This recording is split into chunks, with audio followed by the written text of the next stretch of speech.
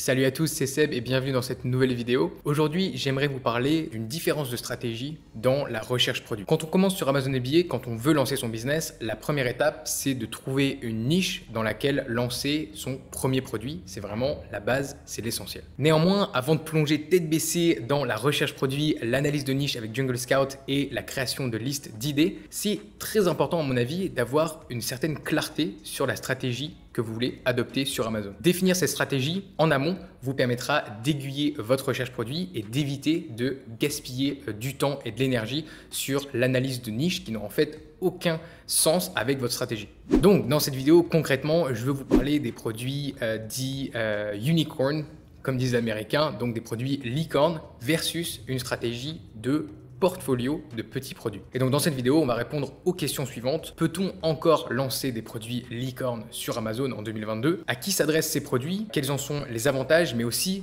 les désavantages, parce qu'il y en a pas mal. Et troisièmement, on va voir la stratégie des petits produits de création de portfolio de produits. J'ai utilisé ces deux stratégies dans mon business. Les deux fonctionnent.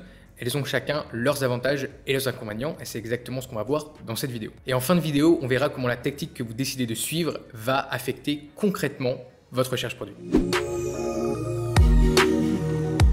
Donc tout d'abord, je pense que c'est important de décrire ce que c'est qu'un produit dit licorne. Qu'est-ce que c'est concrètement? Donc pour moi, un produit licorne, c'est un produit qui fait tellement de volume qu'il pourrait faire tourner un business en fait à lui tout seul. C'est-à-dire que en termes de chiffres, ça va être un produit qui va être entre 15 000 et 50 000 euros de revenus par mois sur une marketplace. Et là, on parle des marketplaces européennes parce qu'un produit qui fait 15 000 euros, 20 000 dollars aux US, va pas vraiment, enfin, ça commence à être un gros produit, mais c'est pas un produit licorne pour les US. Et voilà, quand je dis 15 000 à 50 000 par mois pour une marketplace, il faut se dire que au final, c'est vraiment une estimation et 15 000, ça reste, voilà, c'est vraiment une petite licorne, on va dire. Et ce qui est intéressant avec l'Europe, c'est que là, quand on a 15 à 50 000 par mois, on se dit que si on multiplie ça par 3, 4 marketplaces, ça peut être un produit qui est entre 60 et 200 000 euros de revenus par mois. Donc, ça commence à faire des assez gros chiffres, surtout pour un seul produit. Et donc, concrètement, pour vous montrer un petit peu à quoi ça ressemble une niche, en fait, un produit licorne.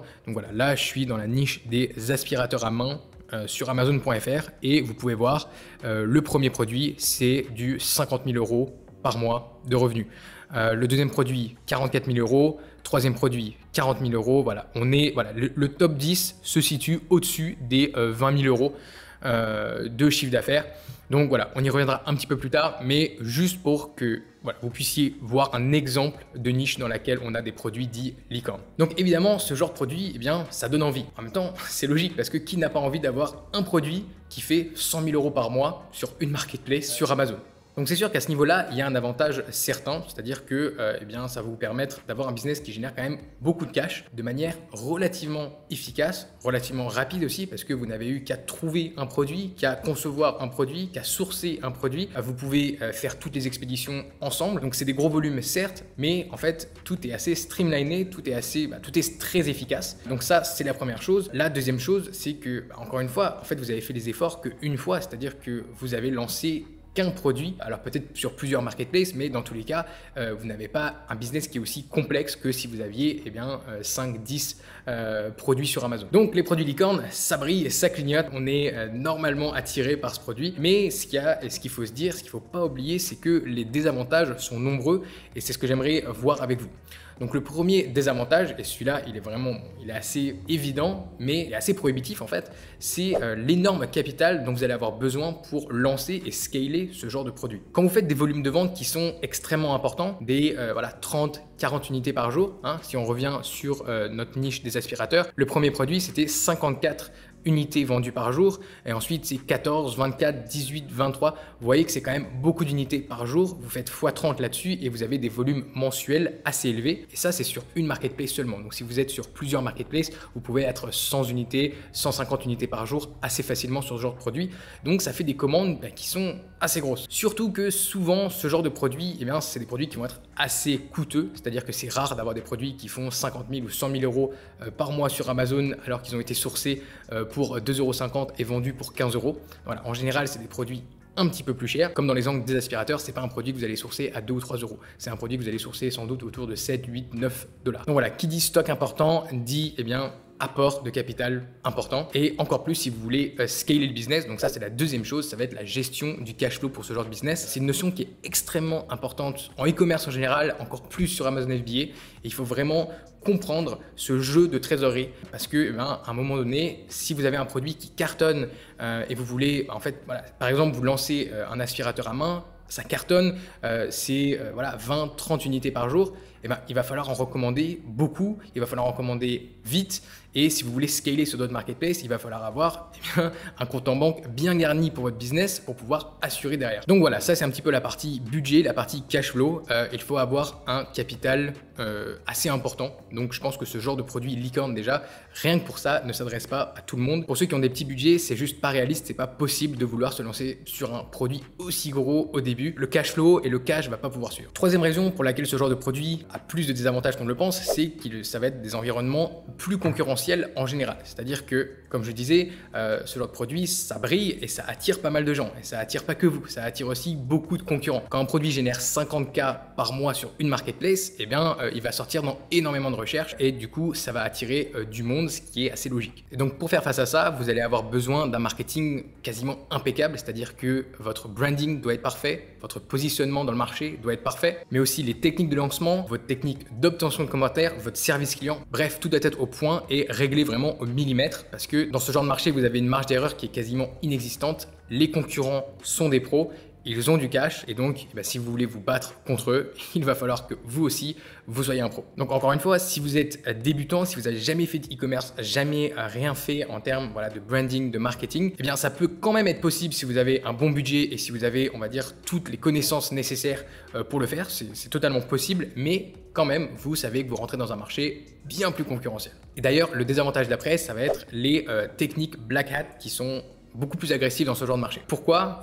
Parce que, comme on l'a dit, en face, vous êtes face à des pros, il y a beaucoup de cash à faire dans la niche, et donc du coup, on va dire que le jeu en vaut la chandelle. Donc, les concurrents sont prêts à prendre plus de risques pour ranker leurs produits, pour obtenir des commentaires, parce qu'ils savent que les retours derrière valent la peine. C'est-à-dire que si, en faisant quelques techniques black hat agressives, vous pouvez ranker votre produit dans une niche qui va ensuite vous donner 50 000, 100 000 par mois, ça vaut le coup. Donc quand vous rentrez sur ce genre de marché, vous aussi, il va falloir que vous soyez habile par rapport à ça et que vous fassiez attention aux concurrents qui vont être un petit peu sans foi ni loi et très agressifs dans ces marchés. Et quand je vous dis ça, c'est pas de la théorie, c'est du vécu. Donc voilà, faites-moi confiance là-dessus, et si vous y allez, allez-y avec exactement la bonne idée de ce que ça va être, c'est-à-dire un champ de bataille. Finalement, dernier gros désavantage de ce genre de produits, des produits licorne, ça va être que vous êtes extrêmement dépendant. Vous avez un produit, vous avez une chaîne d'approvisionnement. Alors d'un côté, certes, comme on l'a vu, ça va simplifier la gestion de votre business, ça va simplifier beaucoup de choses, mais ça va aussi augmenter le risque. Qu'est-ce qui se passe exactement si tout le marché se casse la gueule? Si plus personne ne veut d'aspirateur à main du jour au lendemain? Ok, ça n'a pas grande chance d'arriver, mais c'est quand même un risque pour votre business. Qu'est-ce qui se passe si votre fournisseur vous lâche, votre fournisseur fait faillite et que vous n'arrivez pas à retrouver de fournisseur pour produire le même produit? Dans ce cas-là, c'est tout votre business qui passe à la trappe. Donc voilà, encore une fois, votre business est dépendant d'un seul produit, peut-être même d'un seul fournisseur. C'est extrêmement compliqué, et on va dire que s'il y a un problème, ça peut paralyser, ça peut vraiment détruire tout votre business. Donc, c'est un risque. Donc ça, c'était pour les produits licorne. Maintenant, de l'autre côté, on a l'autre stratégie, une stratégie assez opposée qui va être celle des petits produits, de se créer un portfolio de produits. C'est opposé, mais ça marche très très bien aussi. Et donc, au lieu de lancer un gros produit sur lequel vous allez vraiment concentrer votre capital, vos efforts et votre énergie, là, vous allez vous diversifier. C'est-à-dire que vous allez lancer plusieurs petits produits au fur et à mesure que vous faites progresser votre business. Donc quand on parle de portfolio de produits, ça peut être des produits qui sont dans la même niche, vendus sous la même marque. Donc ça, j'ai envie de dire, c'est l'idéal. Mais ça peut aussi être des produits qui sont dans des niches totalement différentes et que vous commercialisez sous des marques totalement différentes, c'est-à-dire dans cuisine et maison, dans sport. Voilà, vous avez plusieurs produits dans plusieurs catégories et à chaque fois, vous avez une marque bien précise pour un certain type de produit. Donc ici, quand on parle de petits produits, c'est des produits qui sont en dessous des 10 000 15 000 euros par mois mois de revenus sur une marketplace. Donc voilà, c'est quand même des produits qui sont pas ridiculement petits. Si vous avez un produit qui fait 10 000 euros par mois sur une marketplace, vous vendez ça sur 3-4 marketplaces, vous êtes à 30-40 000 euros par mois de revenus, ça commence à faire un business qui est conséquent, mais c'est des produits qui par marketplace sont pas non plus énormes. Donc cette stratégie représente plusieurs avantages. Le premier, qui est vraiment en opposition avec ce qu'on disait pour les produits de licorne, ça va être le cash flow, le budget de départ. Ici, forcément, vous avez besoin d'investir moins au début parce que vous allez pouvoir vous lancer sur un produit plus petit, acheter moins de stock, peut-être un produit qui coûte moins cher, pas forcément. Et donc non seulement le budget de départ est moins élevé, mais aussi eh bien, vous allez pouvoir scaler votre business plus progressivement, on va dire, eh bien, en ajoutant des marketplaces au fur et à mesure, en ajoutant des nouveaux produits au fur et à mesure que votre business se développe. Donc j'aime bien cette stratégie parce que par rapport à la stratégie de licorne où en fait tout s'accélère et la fusée décolle très très vite, ce qui est excitant mais en même temps très stressant et ça peut être une source de problème.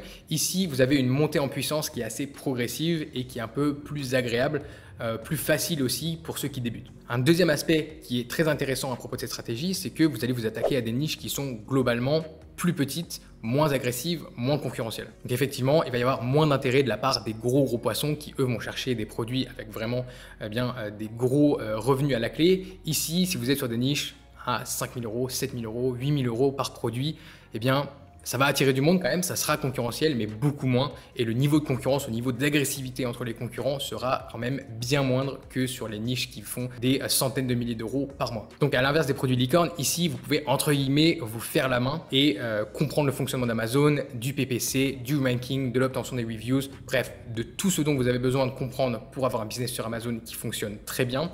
Ici, je dis pas que vous pouvez faire plein d'erreurs, il faut quand même que vous ayez les connaissances, il faut quand même que vous soyez affûté dès que vous rentrez sur le marché, mais vous allez avoir une marge d'erreur qui est un petit peu plus grande que sur les produits licorne. Un autre aspect, c'est qu'aussi, il y a moins de capital en jeu, donc voilà, ça peut être un petit peu moins stressant, on va dire, si vous n'avez pas mis 30K sur la table, si vous avez mis 5 ou 7, eh bien oui, il y a quand même de l'enjeu, oui, vous avez quand même envie que ça marche, mais on va dire que le stress est un peu plus bas. Troisième avantage de la stratégie de portfolio et des petits produits, c'est d'avoir une répartition du risque. Si vous avez 4 produits qui en moyenne génèrent 6 000 euros par mois de revenus, eh bien ça équivaut plus ou moins à un produit qui en génère 24 000 à lui tout seul.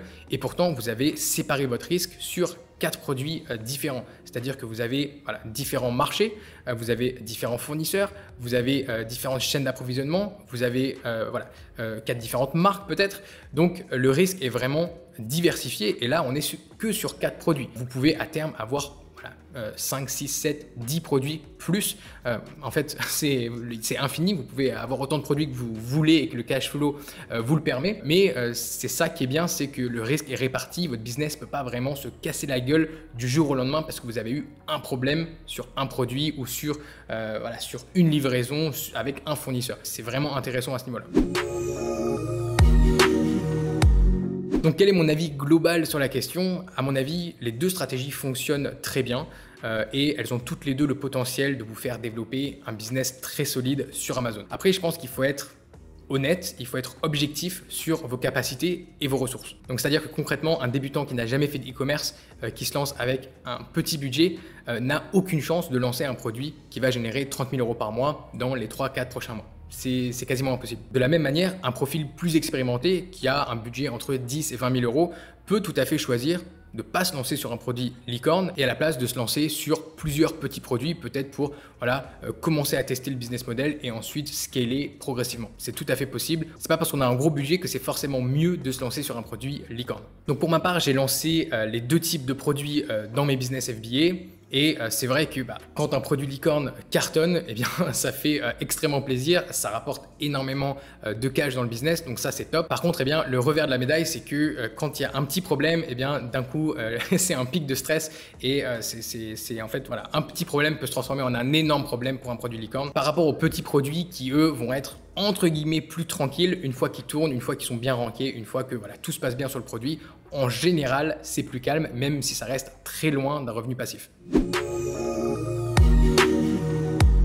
Donc Donc maintenant qu'on a vu ça, quel va être l'impact concret sur votre recherche produit? Et là-dessus, je pense que c'est inutile de vouloir chercher la poule aux œufs d'or, c'est inutile de vouloir chercher un produit qui va cartonner directement. Et très honnêtement, voilà, un gros produit, ça va pas forcément être le produit qui va être le plus adapté pour vous et ça va pas être la meilleure stratégie. Donc, ce que je recommande, c'est d'être clair sur votre budget, sur votre expérience, sur vos capacités, le temps que vous voulez passer aussi sur votre business et de chercher une niche qui est à la hauteur de vos ressources et de vos capacités, de vos objectifs. Et c'est vraiment très important d'être très clair et très précis là-dessus. Alors, il ne faut pas se donner une fenêtre trop précise, c'est-à-dire voilà, d'avoir des critères tellement serrés qu'au final, il reste très peu de produits là-dedans, de dire je veux trouver un produit qui fait entre 5 500 et 6 800 euros, qui soit dans cette catégorie et qui voilà, qui corresponde à tous ces critères. Ça, je pense que c'est quelque chose qui va plus vous bloquer qu'autre chose. Par contre, voilà, savoir que tout ce qui est au-dessus de 10 000 euros par mois ne vous intéresse pas, savoir que tout ce qui est en dessous de 5 000 euros ne vous intéresse pas, par exemple,